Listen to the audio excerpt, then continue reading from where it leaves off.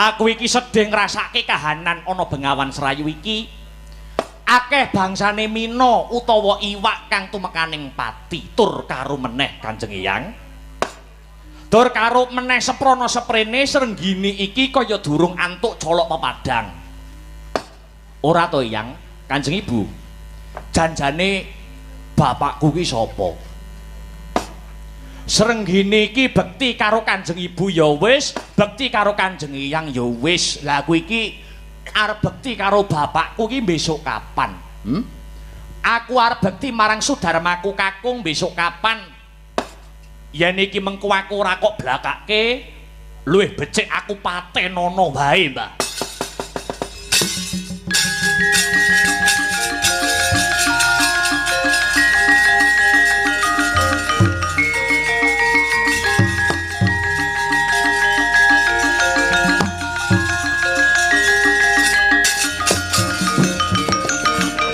Gini piye Mbah?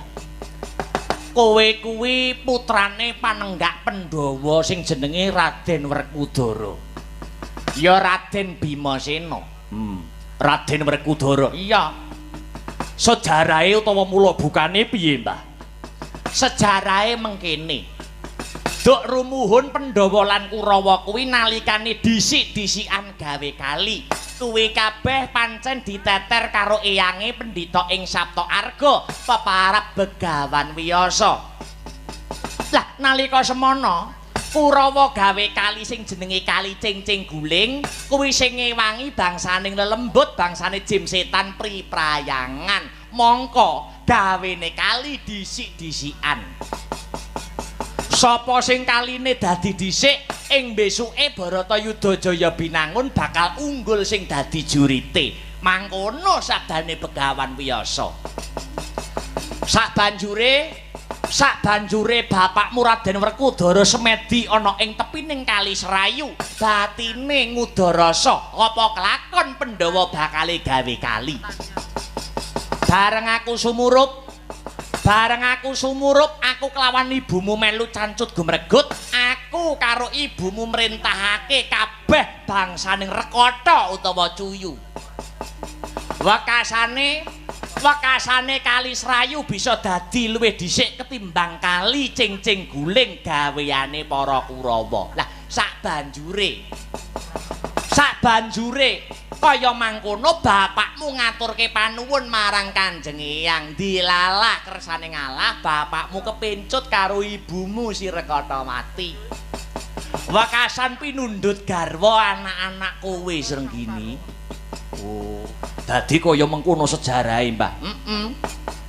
Ning ngene ya Srenggini, dadi anak Werkudara kuwi ora gampang. Nadyan kuwi ya bapakmu tenan ning mesti wae iki mengko kowe bakal diteter kanthi pacoban sing ora enteng. Dadi anak Werkudara kuwi saben esuk sarapane anak padha anak didu kon jotosan. Kuwi sarapane anak Werkudara. Kon gelut mengko wayah beduke rosan-rosanan kuat-kuatan ngangkat godo rujak polo. Godo abote sepiro? Lho maido cah iki. Pusakane bapakmu rujak polo godhog kuwi nek ditekne iso nutupi sawah 3 hektar, ngerti ora? Godo kuwi. Wis itu, Mbah. Janjane Raden Werkudara kuwi anake cacah pira? Manut versine gagrake dhewe-dhewe.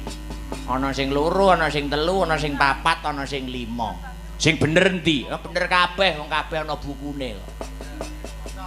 Ning kowe manut sing endi, Mbah? Manut sing nanggap cerewet kowe. Ya wis, Mbah, ya. Kanjeng Eyang kang sarta Kanjeng Ibu Lilanana. Lilanana dina iki aku tak budal. Mentas saka sungapaning Kali Serayu bakal goleki bapakku Raden Werkudara. Ya, duga-duga ginawa ngati-ati aja nganti keri ya Srenggini. Srenggini tak balang puja pangestu muga-muga kasembadan apa sing dadi setiamu ya nang.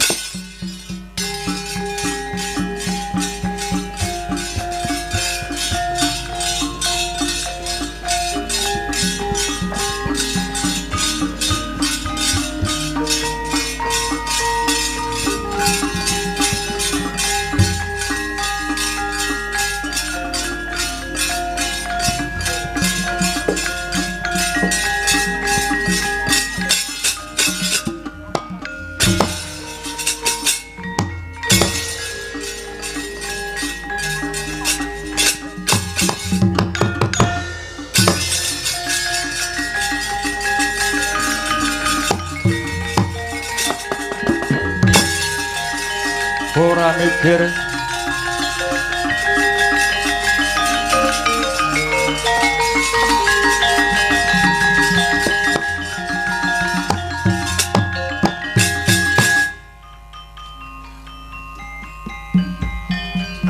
wis romansa bangsa kasangga gunjang janjing ing alam donya pramanungsa tunjung prakara alam hati paring pidana nanging padha ora rumangsa yen terus alam kabesan sira aja padha kresula kabeh ngono karsane yang sukma ala aja padha singena supaya dapat aku citra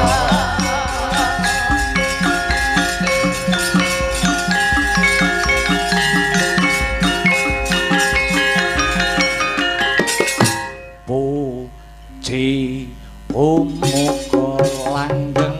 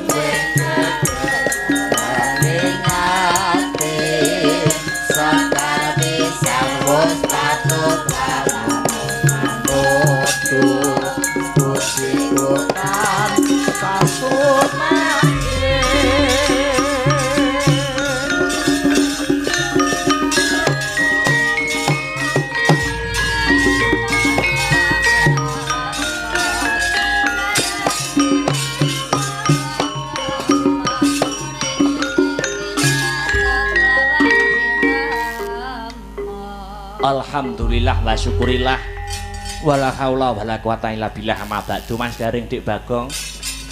Kele, Truk. Piye Mas? Heeh, bertemu ana sisen goro-goro patet songo. Leren sedela ora ketang sak kemperangan mengko gek ditutupne lakone. Sing baku muji syukur marang ngersaning Gusti dat ingkang muruwing dat manut kelawan dawing para kiai, para alim ulama sing tau tak sinaoni, sing tau aku ngaji. Yen ora kleru wong syukur ngucapake syukur ngunjukake syukur marang Gusti kang murbing dumadi kuwi pinirang cacah telu Mas Garing. Oh ngono. Ha iya. Apa wae Mas? Cacah telu. Angka sepisan ya kuwi syukur bilisan angka loro, syukur bil kolbi, angka telu syukur bil arkan. Maknane piye, Dik Petruk? Maknane syukur bilisan kuwi syukur secara pangucap utawa ucapan. Kalamun wong muslim, kalamun wong Islam ya kuwi kanthi cara ngucapake alhamdulillahirabbil alamin sedaya puji wonten ngarsaning Gusti ingkang ngregem jagat menika. Menika ingkang angka sepisan. Kuwi syukur bilisan. Angka loro syukur bil kolbi menika syukur wonten ing sajroning sanubari ngrumangsani mbok menawi menungso menika wong urip ana sing nguripi, wong obah ana sing ngobahke, wong ambekan ana sing maringi ambekan, ora ana liya kejaba mung Gusti kang murbing dumadi. Oh ngono. Ha iya. Syukur bil kolbi. Angka telu sing pungkasan syukur bil arkan, ya kuwi syukur secara tumindak utawa secara pakarti. Ya ta? Ngrumangsani nikmat kuwi ora mung ngemungake bondo sing pirang-pirang, tetumpakan sing apik, bojo sing ayu, awak pinaringan sehat. Sehat lahire ya sehat batine ya kalebu kenikmatan saka Gusti Allah sing kowe karo aku wajib untuk mensyukuri. Ah, syukur bil arkan secara tumindak. Carane nyukuri secara tumindak upama mripat isih iso kedhep iki ya kalebu kenikmataning Gusti Allah. Piye carane nyukuri? Ya kanthi nontono barang sing apik-apik. Lambe isih iso kecap, lambe isih kena nggo caturan, lambe isih kena nggo guneman, kuwi ya kenikmataning Gusti Allah. Piye carane nyukuri? Ayo padha ngomong sing apik, ngomong sing becik, ora kena ngomong sing duduhake utawa rerasanan utawa menghujat dan misuh omongan sing rusuh kuwi ora kena. Ayo. Heeh. Kuwi syukur bil arkad, heeh, kuwi lambe, urung kuping, ayo ngrungokne maida kasanah, pitutur-pitutur sing becik, pengajian, pitutur-pitutur sing luhur, aja ngrungokake guneman sing ora-ora. Urung krembyaing tangan jumanggaing suku. Oh, ngono dadi secara tumindak ya, Tru. Heeh. Kembali ke benang merah. Iki acarane wis tak andharke mau ngarep iki goro-goro mungkari ya mungkari menggaris bawahi ya kuwi temu wicara dalam rangka nuwun inggih menika pengumatan sektor pertanian untuk mewujudkan kedaulatan pangan di Kabupaten Nganjuk. Iya, heeh. Ya sak bisa-bisane pamerintah kuwi ora negake kelawan rakyate, sak bisa-bisane ya kuwi menehi program sing iso menguntungkan karo rakyate. Ngono. Luar biasa. Iki wis rada santai. Heeh. Wulane wis November iki santai. Jadwale aku maca ning grup kok ya enek sing mara sila barang to, Truk. Ora kecangking kabeh. Lho ya adoh kok. Maca kecangking kabeh. Lho wong pira kowe? 6. Ngono ya kancaku ya ana sing ya mara sila ya komplitan. Ya sok kapan-kapan nek dolan. Ya. Nah. Sing baku ndonga ya Mas Petruk ndonga marang purbaning Gusti Allah muga-muga sak rampunge adicara iki kaya pangandikane mau Bu Isna ana ing sisen limbukan baleni taun 30 taun kepungkur ning kene iki diadani wayangan rutin jarene aku ya ora menangi wong 30 taun kepungkur durung lahir. Dari wayangan angger ana sosialisasi babakan apa bae wayang yang menjadi medianya. Ya sing apik ngono muga-muga ora kandhek ing dina iki ya, Truk. Heeh.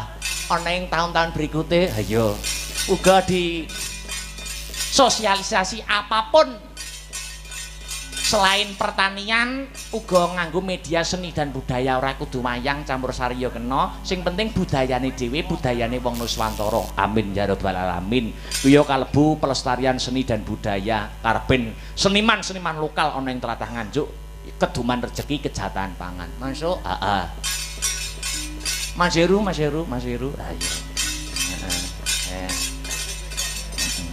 Wilujeng-enjing Mas. Selamat pagi. Ayo ngatur kita tembangan yo. Ini apa? Bawa.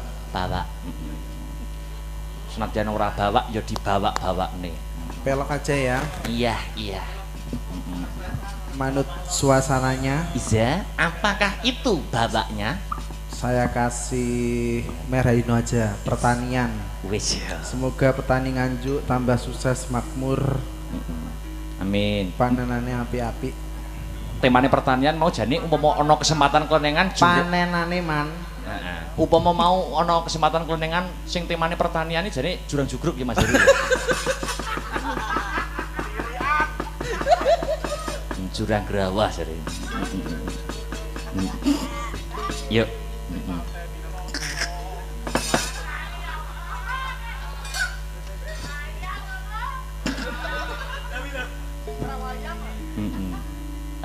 Yuk. Ayo rowang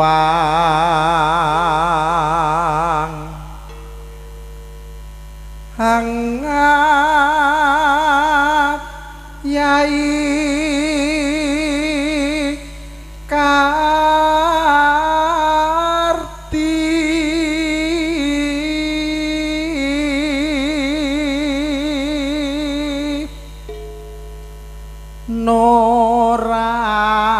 kendhat pambangune desa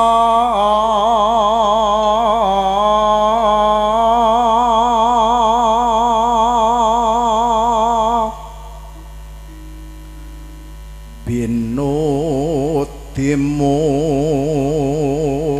reh becike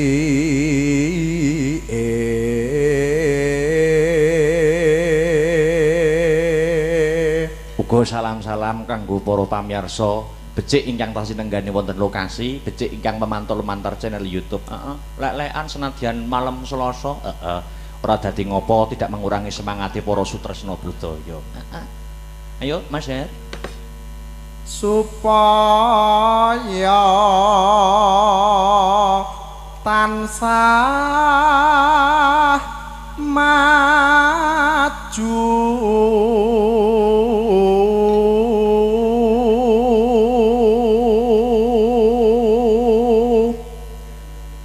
ngupakara karang lan kitri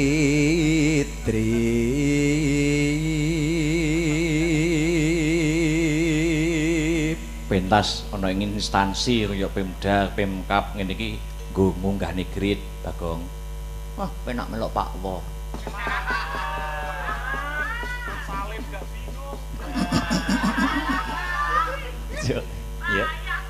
Iya. Ya mangga. guyub rukun tumandang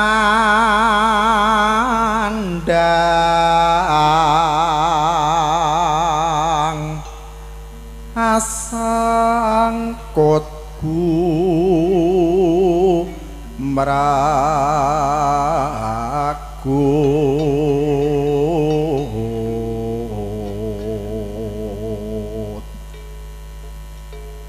temah dadya tata harja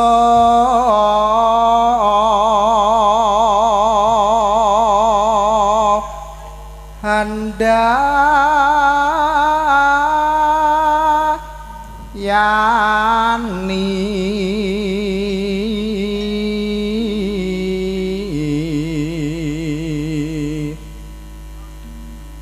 murah sandang pangan yakti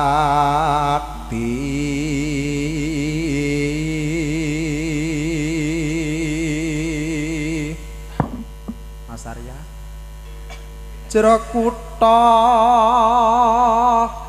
desa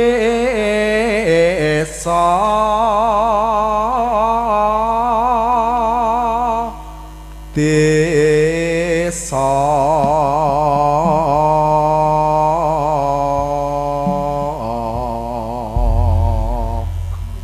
Ape wis.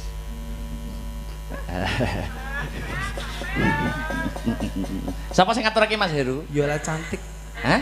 Yola cantik aja Iya lah cantik. Jemeneng ya. Karben urat-urat saraf yang tertekuk lancar peredaran darahnya. Saking di Ponorogo. Nggih. Ya. Kutaryok. Yuk, wus meh rahina. Tak Yola, yo. Was meh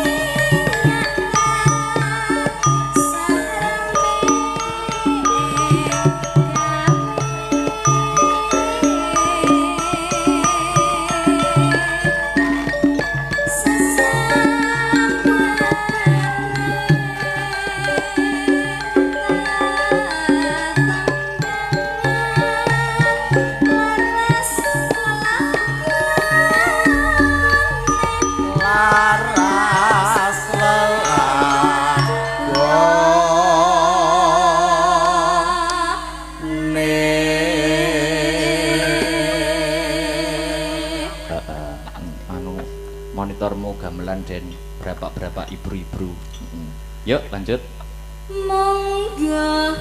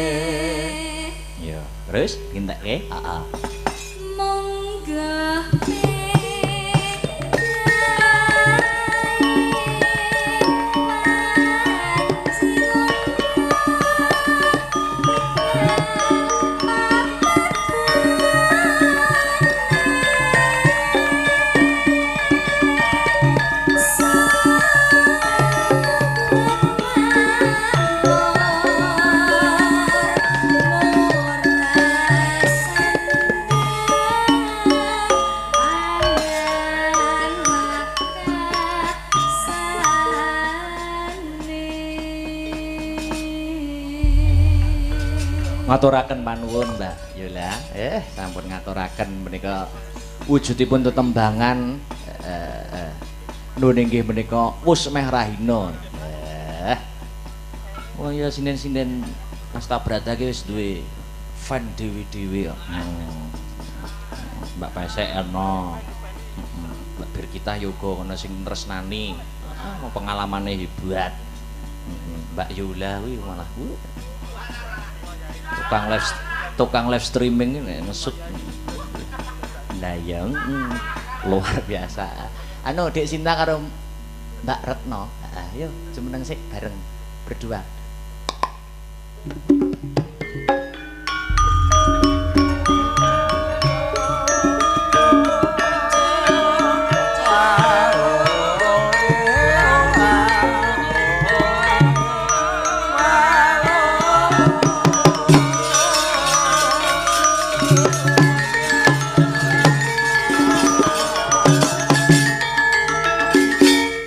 kesepakatan berdua apa sing kira-kira kompak apa sing kira-kira menyatu berdua apa yuk.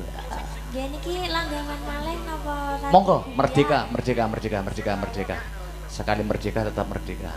Napa Mbak Sinta? Waduh. Napa? Aku malah kayak senior maksudnya.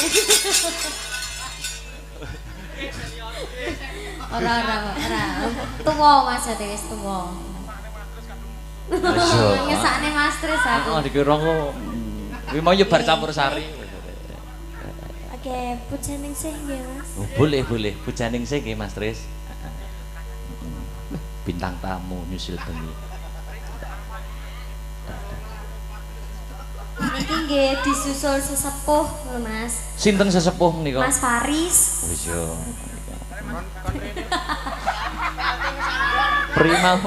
Primau mulai urung. Kuwi sesepuh kuwi. Sesepuh. Ya. Pujaning sih coba kaya ngapa? Celorot.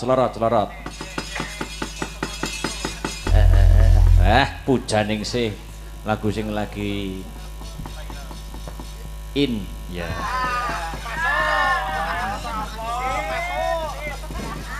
Jong gawe ya. Mbak Bir, jumeneng. Luar biasa. Niki mboten disepoti nek kula. Apa? Seperti apa? Ya manut spesial untukmu apa Pak Dalang. Lah wis. Luar biasa. Tak apa-apa calon manten tak maklumi. Oh iya, sing endang arep dadi manten. Tidak dedonga ya Pak Dalang. Sampeyan entuk undangan ora? Urung iki Pak. Kan aku kan datang sama jenengan. Ono ya dadi aku gak usah bingung kan pasanganku kan karo sampean. Ayo. Tekan kene mau jam pira Mbak Bir? Tadi jam Aku ora ro tekone sampeyan ngono lho, menjujuk sanggar apa langsung rene? Sanggar. Jam pira horok? Jam 5 Mbak menawi jenengan wau tasih sare kula nggih mboten wani ganggu jenengan to Pak Dalang. Ora apa-apa, ngono kuwi anggota bebas. Langsung jujuk kamar ndodok. Ono. Bebas ngono kuwi anggota dulu kanca-kanca wis tau. Mas Akbar wayahe pentas, wayahe ngono. Ora apa-apa. Dadi ngomong sampean nek ngono mau kepengin urung ketemu aku jujuk sanggar langsung ndodok kamar. Ya Pak, aku mau ya lali lho Pak dereng saliman kalian jenengan. Oh durung ya? Iya. Iya. Kita Wong sak pantaran kok iso di anu ya gak apa-apa kan ya kan mriki kan jenengan kan dalange to Pak. Kudu saling empan papan. Nggih. Mau sonten saderenge minggah sampun dahar to. Dereng no Pak, nah aku ki yo ngerti lho Pak, lek sampean ki mayang ki rekoso, terus sampean ki yo poso, aku ki yo ngancani jenengan ki poso, ben yo sampean wayangane ben saya apik ngono lho Pak. Calon istri kudune ngono kuwi Pak.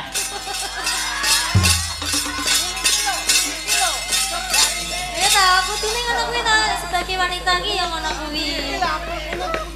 Ngono kuwi ya, dadi ngerti nek dalangi posisi mboten dahar, poso ning panggung, dadi anggotane ki yo melu menyengkuyung apa meneh kayak sampean mau menyadari melu ora mangan. Iya, ngono kuwi Pak. Aku yo nyadari nek poso. Nek kudu poso, sampean poso ya kudu poso, ya to. Iya. Engko aku makemen. Iya. Aduh. Iya Pak, engko tak enteni. Iya. Nggih, ngaturaken anu Pak, selamat pagi. Selamat pagi. Sama mengaturkan ini kan hari wayang dunia ya toh, Pak. Sampeyan aja lali ngaturke hari wayang dunia. Nggih, selamat hari wayang dunia, selamat hari wayang nasional. Biasanya nek dalan-dalan senior ning kene kae. Selamat hari wayang nasional. Tapi wis bar. Wis bar acarane ning ngisi. Kan ning ngisi wis bar, Pak, tapi kan acaranya kan sampai 7 November toh. Oh iya, selamat hari wayang nasional, wayangku, jiwaku. Nah, kok dipotong. Jelali dipotong ya. Heeh. Dipotong. Baleni. Wis prong tipine. Selamat hari wayang dunia atau selamat hari wayang nasional. Semoga wayang saya ngrembaka kuncara hanjaying bawana. Wayangku jiwaku. Matur nuwun. Wis oleh bahan WA. Gue tanggal 7. Adik iki ya aja lali ngono lho Pak. Adik kan ya lulusan isi, adik iki akademis berarti ya aja dilalekne ngono Pak. Wingi sampean ning Monogiri to. Nggih, kok jenengan ngertos? Ya ngerti no. Ikuti aku terus asine. Atur panglipur nggih Pak Ayo, Dalang. merdeka. Napa niki? Duet napa pripun? Wah. Permintaan terbanyak duet pisan. Anu wae. Di Gak mane wani. man. Isin. Ya ora. Duwete libukan jane mau. Oh, iya, iya. Di mane man, aja kabeh ditokne. Oh, Dadi nggih, ben nggih. gak kentekan. Iya, Pak. Iya, Pak. Gak apa-apa, Pak. Aku pancen mbok delik-delikne gak apa-apa. Ah.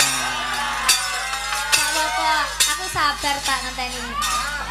Ngenteni lek mau ngomong kene netizen aku sabar. Iya. Aku mbare ning kene tak delik-delikne, bare sungkan karo pacarmu ning kene lho. Pak, aja diomong-omong nih, Pak. Iki aja diomong tit. Dia apa sih, Mas? Engko, Mas. Pacarmu ning kene. Lho iki sing blangkone kok jungkup iki. Tak kira ki aku ya mbok akoni lho, Mas. Mbak ya ora. Waduh to, tak kira pacare ya. Sakit hatiku, Pak. Ora aja. Mari kesih dadi ratu sakit hatiku. Ayo, lari Mbak Ora. Piye mau? Mari kesih dadi ratu sakit hatiku. Aku ya padha ngarepe parikese dadi ratu. Ngarepe padha parikese dadi ratu. Nek pancen sakit apa tak njaluk kecup keningmu. Aduh. Bagus Mbak Bandung. Apa kuwi? Dalangi bagus, aku seneng. Ayo, apa aneh?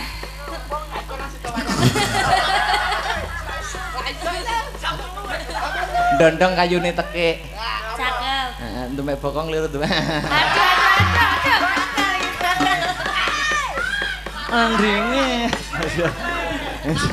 Apa yuk. Niki napa niki? Dangdut napa? Dangdut. Iya. Wis ta ya. Lestari kemawon nggih, Pak. Wis ta Lestari? Kantun sampun. Aduh, apa ya, Pak? Lamunan. Aduh, aku niki lamunan gak apal, Pak aku.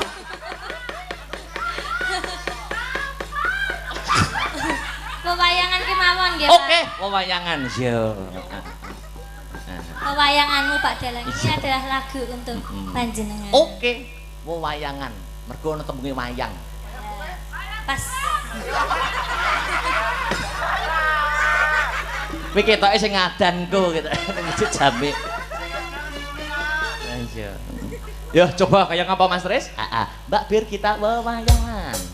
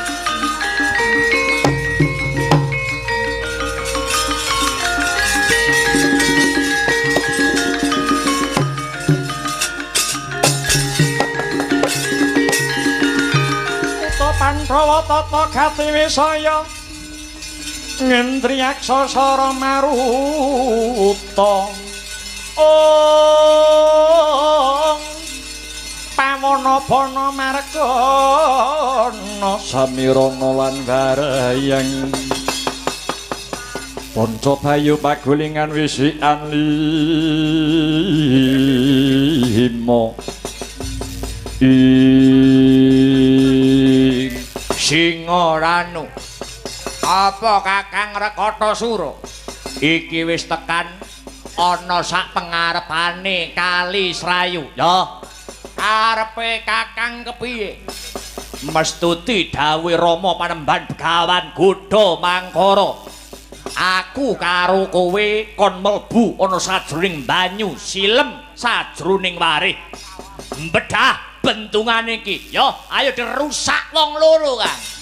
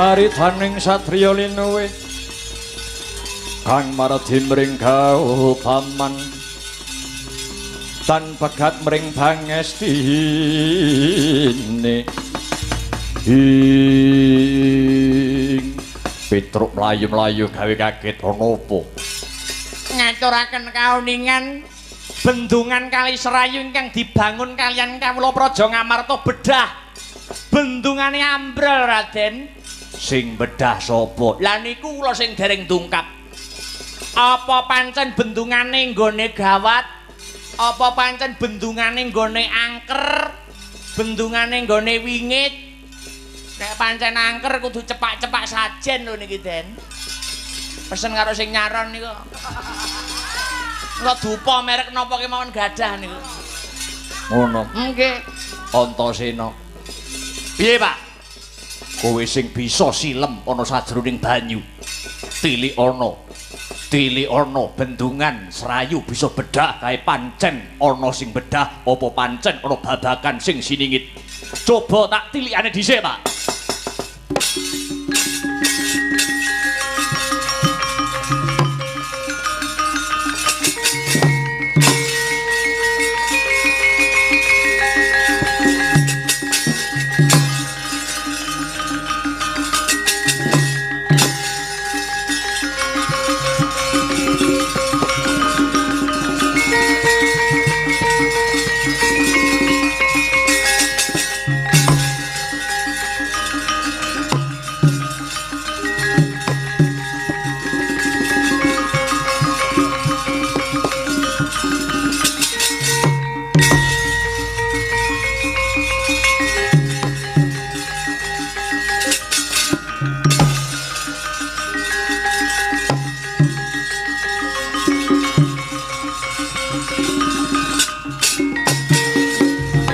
Punapata mirah ingsun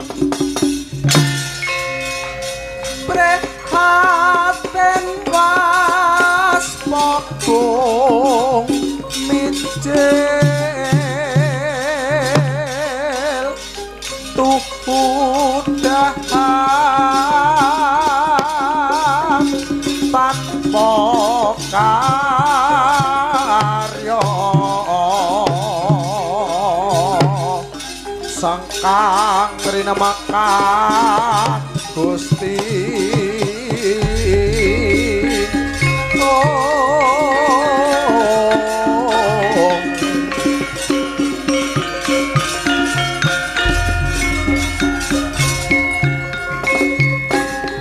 Petruk dalem Ndara. iki sajake menungso iki sing ngerusak bendungane Bengawan Serayu. Ampun sudan riyen. Ditakoni apa butuhe? Modele potongane padha ya lho. Kisana. Sapa jenengmu? Srenggini sing dadi aranku bali takon, aku Antasena. Nitik saka gelagatmu sing nyolowadi kowe sing bedah bendungan Serayu. Kowe sik to. Kok gampang timen leh mundumuk marang liyan. Mbuh, ora peduli. Ayo, kowe manut tak rangket tanganmu tak serimpung sikilmu tak aturake ana ngarsaning pepunden Pandhawa. Lah dalah soroh nyawa bocah iki.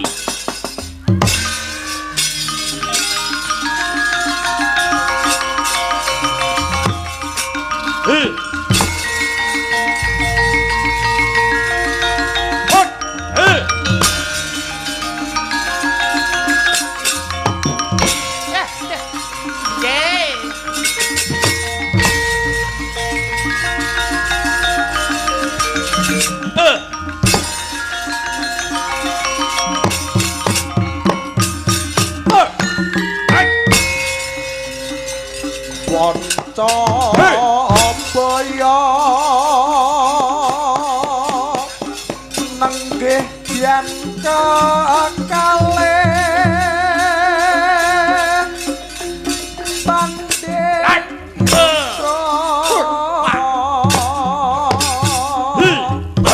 aneng madya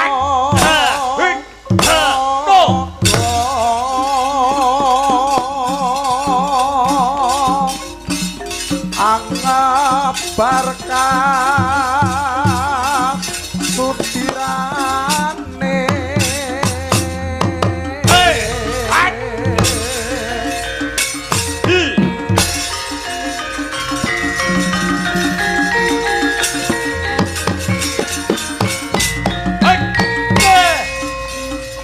kang sanya magot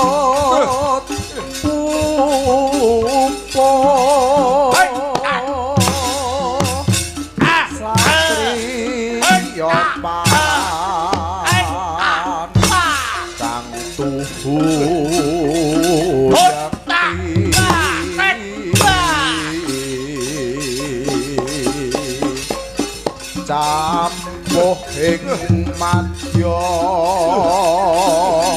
ayo sambato tan ana kang unggul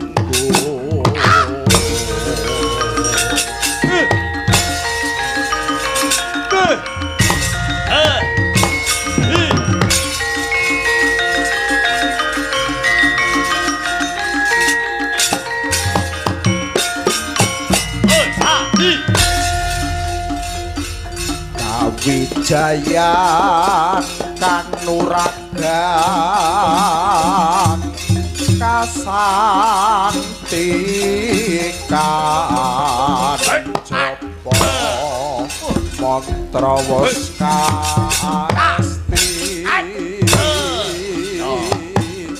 prawiro jayeng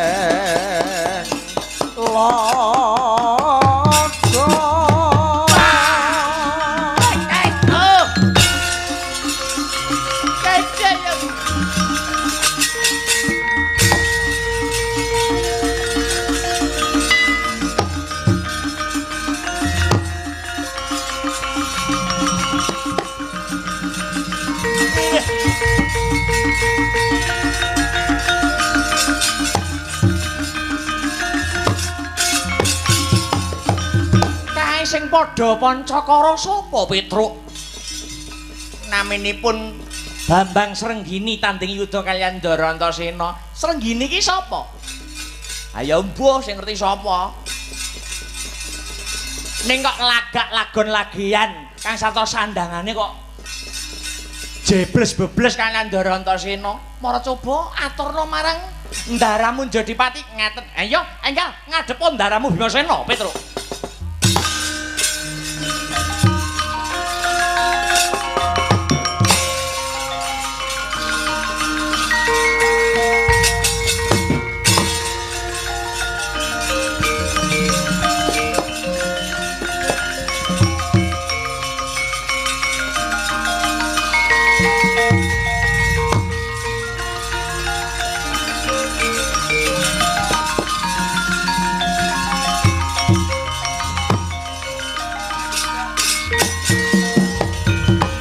Melayu-melayu gawe kaget. Ndara Antasena tanding yuda kaliyan Bambang Srenggini. Apa kuwi sing jebol bendungan Serayu? Mboten semerap ning kok lagak lagon lagian. Solahe tingkahe tanduk munamunine kok jebles-bebles sandangipun nggih sami kaliyan Ndara Antasena. Apa ya Nggih. Sami kalian jenengan barang niku ngagem sarung Bali. sarung Bali? Nggih kotak-kotak niku. Wis pokoke padha. Sing kotak-kotak iso dienggo sekak. Kula aturi misah Ndara. Yo.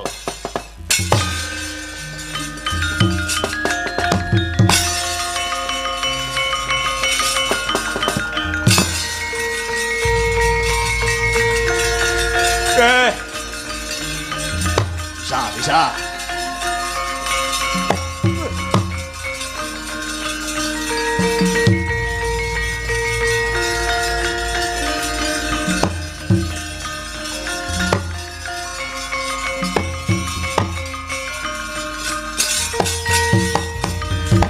Padha Pancakara, padha Pancabakah. Kae lho, Pak, sing sajake ya kuwi ngembrolke jebol wujude Kali Serayu. Kowe aja mitnah sing ora-ora. Hah, nyatane kuwi sing sajake Nyolowadi. Wong loro iki kaya sepel ya. Oh, gegek tunggal banyu. Wong edan. Kowe kuwi sapa? Aku Srenggini. Kowe Srenggini. Ya. Kowe rene. Aku arep goleki bapakku. Kowe saka ngendi? Gangga Pratala. Anake. Kula anake Kanjeng Ibu Batari Rekotawati. Simbahmu sapa? Simbahku ya kuwi Begawan Rekotatama. Ah.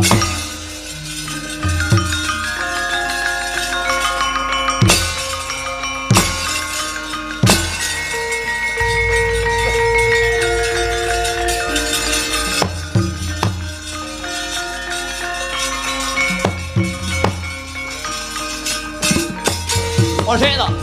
Kok iso aku mbok antem aku mbok polo gantang? Aja seru-seru, kowe iki anakku.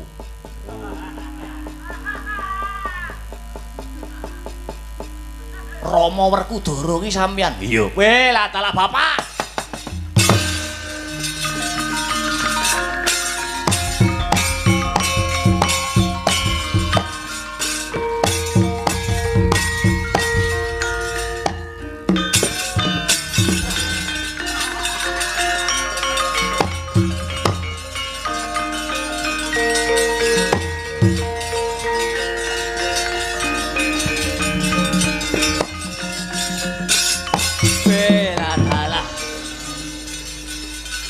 Akhirnya aku sesungkem ngaturke beti marang wong tuaku Rama Werkudara. Yo. Ning dadi anak Werkudara kuwi ora gampang, ana syarat-syaranane. Syarat-syaranane apa? Yen kowe pengin dadi anak Werkudara, bendungan Serayu bedah. Lamun kowe iso goleki sapa sing gawe dak-dakan ning pasulayan, Srenggini aku dadi anak Jodipati. Yo, tak iwangi le.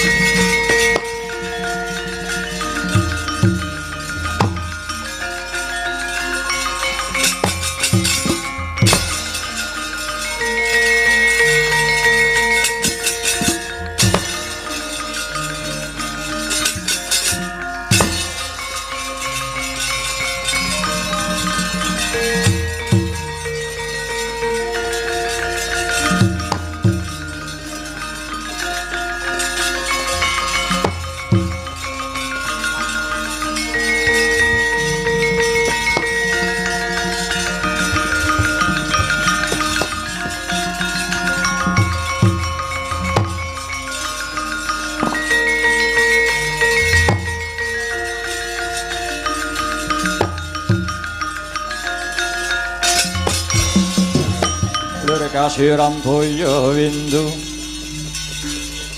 ler kasiram toya windu sapa aku Rekatasura kowe bangsane iwak aku bangsane iwak kowe bangsane iwak apa aku iwak ludan sing guri aku singa ranu kowe bangsane iwak apa aku iwak wagal lah banjur kowe sapa Gus aku Srenggini kowe iwak apa aku iwak kutuk sing guri aku Antasena kowe bangsane iwak apa aku iwak cucut sing guri aku ya iwak apa welut sing guri pecel lele lah ora tak bukai pecel ya nyuk marai konangan iso kei pecel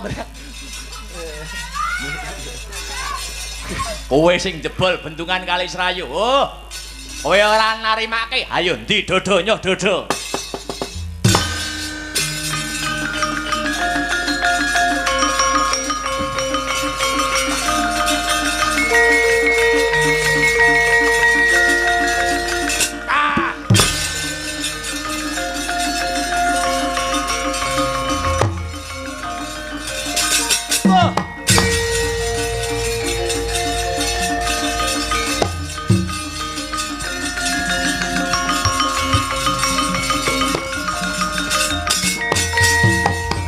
Lising kandha ring kesing carita perang pubuh ing antaraning Rekatasura Singaranu lumawan tanding Raden Srenggini dalah Raden Antasena kadu kumba gugur sajroning banyu yaksa kekalih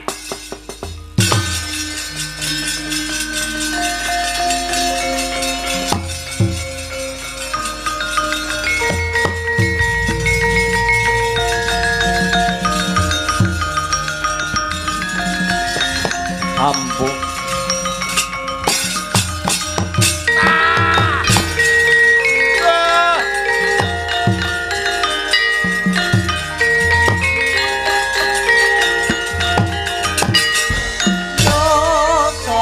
mangurahan campo sajroning perang bela negara yo ayo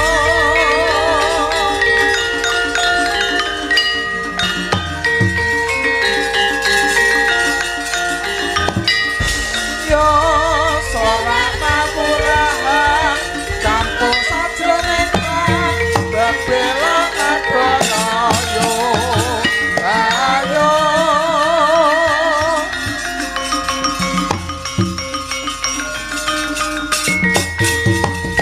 tinemune jebul sing gawe dadaning pasulayan pendhita saka nggawa mangling sing peparape Begawan Godha Mangkara sing wani nantang perkara kelawan Ratu Ndarawati Prabu Sri Bathara Kresna tibane cakra ora ilang nyawlak sembah hidridran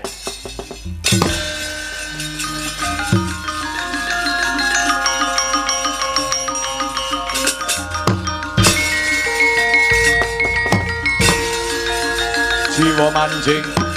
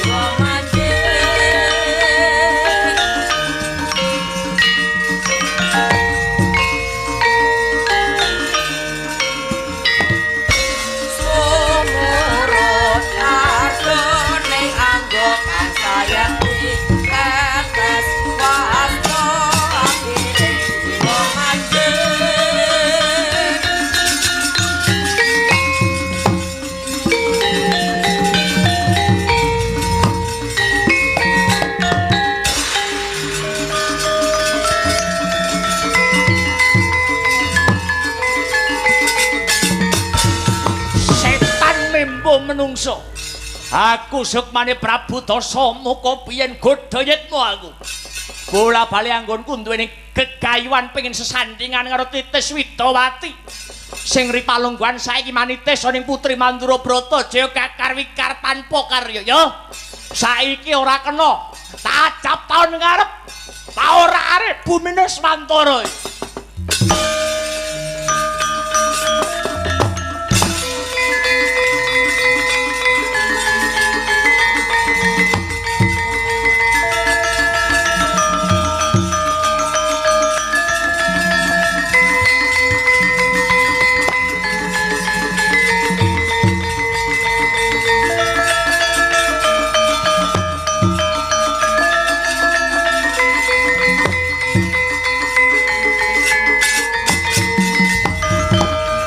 Para among-among tani, para kawula ngamarta.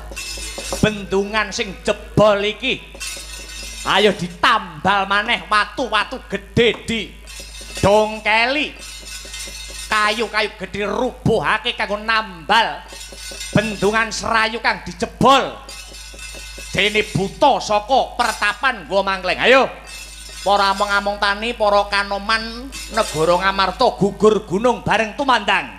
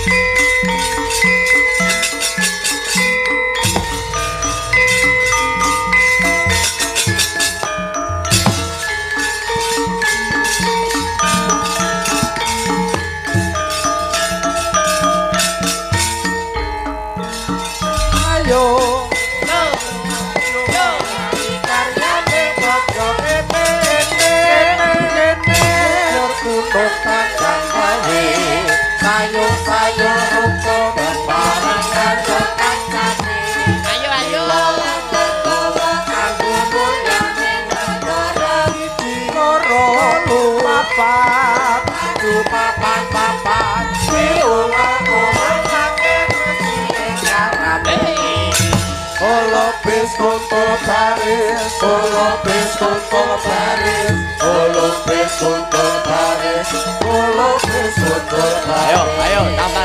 Oh, ayo, tambah. Ayo, waktunya tambah yuk, ayo. Ayo bentungan yuk.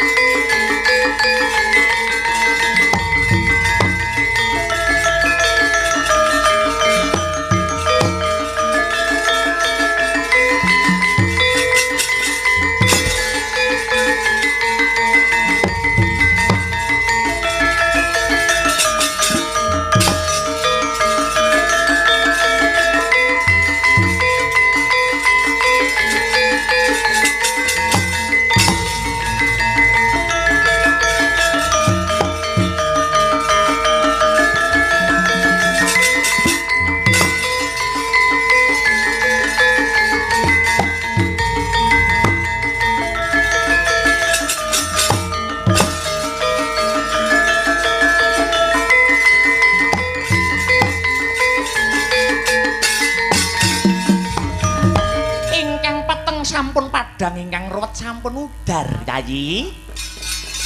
Ketitik samangke para kawula ing Ngamarta ingkang kapandhegan Yayi Werkudara sampun saged nambak ilining Kali Serayu. Satemah toyanipun saged murakapi para among tani ingkang mapan wonten Karang Pradesan. Inggih Yayi, pun Kakang inggih anderek kesawaban dumateng kamulyan ingkang dipun tindakaken dening para Pandhawa. Nun inggih Koko Prabu.